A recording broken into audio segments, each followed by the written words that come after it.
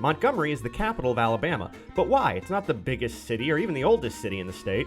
I mean, in Birmingham, we like corrupt politicians as much as the next guy, so why are they all based in Montgomery? And also the normal, boring politicians too, I'm sure. So as part of Ask Alabama, we were asked, was Wetumpka once considered a candidate for the state capital? And the answer is yes, a bunch of cities were, but Wetumpka did come closer than most. See, before 1826, the Alabama capital had been bounced around to a few different places. It had been in Washington County, then briefly in Huntsville, then briefly in Dallas County, before shifting up to Tuscaloosa. There were a few reasons why these locations didn't work out. The Dallas County site got so flooded, lawmakers literally had to paddle to the second floor of the Capitol building to cast a vote. But a big reason was that every time the capital was shifted to the southern part of the state, the northern counties would throw a fit, and the southern counties would do the same when it was shifted north.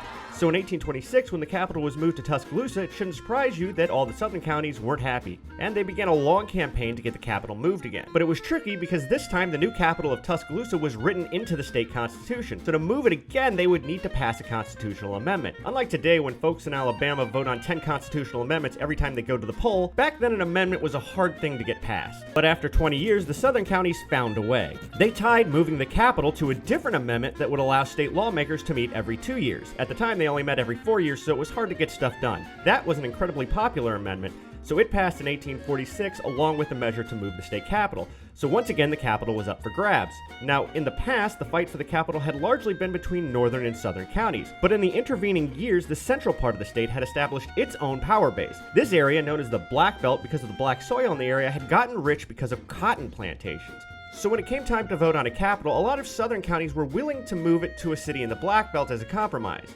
The area wasn't too far north or too far south, and a confluence of rivers and train tracks in the area made it easy to travel there from basically anywhere in the state. The two biggest contenders in the Black Belt were Montgomery and Wetumpka. Today people think of Wetumpka as a suburb of Montgomery. Back then it was actually a bigger, more well-established city than Montgomery. But Montgomery was offering up free land to put the Capitol building on, and even offered to pay for the new building. Anyway, in 1846, a bunch of cities made their pitches to be the new capital. Mobile was in the running, as was Selma and Marion, and Tuscaloosa, Wetumpka, and Montgomery. The legislature heard the pitches and then cast a vote, and the city with the most votes was Tuscaloosa. People in northern counties were so annoyed that the amendment had passed that they were willing to make the amendment say that the capital would be moved from Tuscaloosa to Tuscaloosa.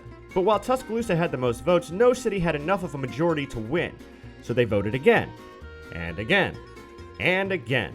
Each time, more lawmakers who had been supporting some of the cities that didn't really have any chance of winning were putting their lots in with Wetumpka or Montgomery. Finally, after the 16th round of voting, a final decision was reached. Third place was Wetumpka, second place was Tuscaloosa, and the winner was Montgomery. I guess the promise of a Capitol building at no cost to the state was a tempting enough offer to get them over the top. Ironically, while the city of Montgomery did pay for and build the Capitol building, it only stood for 2 years before it burned down in a fire. The state ended up having to pay to build a new one, so I guess there's no such thing as a free lunch. So yeah, Wetumpka was a major contender for the state capital, but in the end, Montgomery won. I'm Jonathan Soboleski for Reckon. If you like these videos, you can go to the Reckon by AL.com Facebook page where you can find a lot of videos and stories on history and news. And be sure to like the page before all our likes get used up. It helps us share these videos with even more people. Thanks.